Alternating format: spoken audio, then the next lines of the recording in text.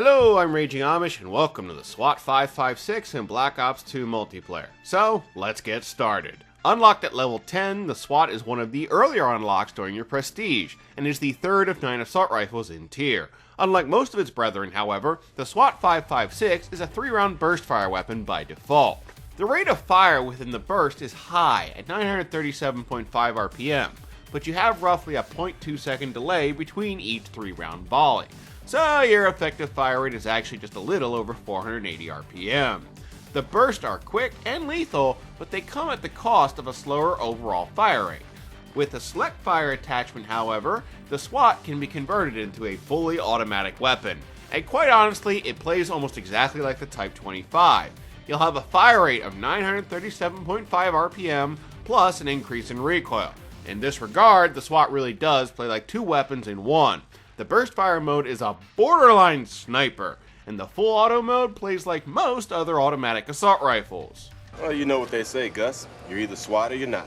Per the standard, the SWAT 556 comes with a 30-round magazine with 3 mags to spare. In net, that means you'll have 120 bullets to start, which should be plenty. Additionally, each round is actually pretty strong. The SWAT is decent with 40 damage per shot up close and 33 at a distance. Using select fire will not change your damage values. When you do the math, you're looking at a 3-hit kill up close and a 4-hit kill at a distance. The SWAT also gets the standard assault rifle headshot bonus of 20%. This really only means that should you be lucky, a headshot at a distance will bring you down to a 3-hit kill. Where the SWAT starts to get screwy though is the range. By default, the burst fire mode is insane, with the drop off to a 4-hit kill at a blistering 57 meters.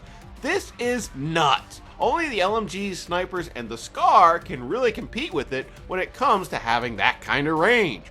The SWAT is a bona fide long-range laser beam. You will rarely need 4 hits to kill, although using select fire will drop your 3-hit kill range down to, and I'm dead serious here, 2.5 meters. This is total bullshit. What? I said this is bullshit. In-game, the SWAT has a standard movement rate of 95%, high penetration power, assault rifle crosshairs, and relatively low idle sway. The only thing of note is the high penetration power. Typically, assault rifles have medium penetration power, so woohoo, you get a slight bonus. For your transition times, the SWAT can raise in 600 milliseconds and drop in 400 milliseconds. This isn't impressive by any means and is typical for the tier. The ADS speed is also average at 250 milliseconds and again is normal for the tier. On a bright note though, the reloads are a bit on the quick side. By default, the gun reloads in 1.43 seconds, or 1.86 seconds if completely empty. Either way, the bullets enter the chamber at the 0.75 second mark. Fast mags really won't be needed, nor will extended clip. The 30-round mag with fast default reloads should be sufficient. As for your recoil, the SWAT is a bit like the story of Jekyll and Hyde. By default, the burst fire mode has almost no kick. To borrow a phrase from Dr. Evil, the gun is a frickin' laser beam. The weird thing is though, when you go full auto, you may as well flip a bitch. Flip a bitch. Flipping a bitch. The full auto version has very noticeable kick. You can't get around it, and it climbs straight up like crazy. This weapon is great for getting headshots since the gun naturally climbs to the head.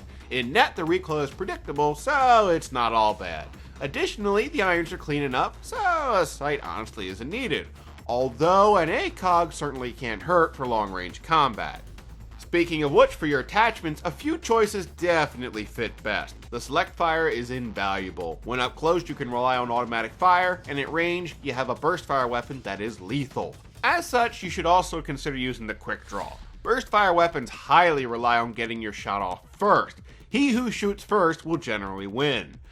When moving into your perks, I must say the SWAT is very flexible. You can go aggressive or passive thanks to the select fire attachment. I will say, however, the fast hands perk should probably be in your loadout. The perk helps your switch time between fire modes. Just don't spend too much time switching between the two. It can be too easy to second guess yourself and switch to the wrong mode at the wrong time. Learn to rely on instinct and you should be okay.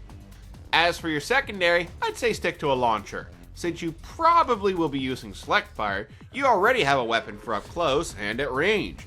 Since you'll be using fast hands, a launcher like the RPG or the S-Small will be a natural fit as a secondary. It only adds to your versatility and power. Overall, the SWAT 5.56 is definitely one of a kind. It's the only 3-round assault rifle in Black Ops 2, and it has the added wrinkle of select fire, which can make the gun automatic. You arguably have crossed the Type 25 with the M16 from older Call of Duty games. You get a mix of the new and the old. He's old school SWAT. The gold standard of ass kicking. To really make good use of this gun, you must utilize the burst fire mode and the automatic fire mode together. If you don't do that, the gun loses purpose, as you'd probably be better off with a Type 25 or some other assault rifle. The gun is definitely unique and not for everyone, but can be a useful tool in the right hands. That concludes this review of the SWAT in Black Ops 2.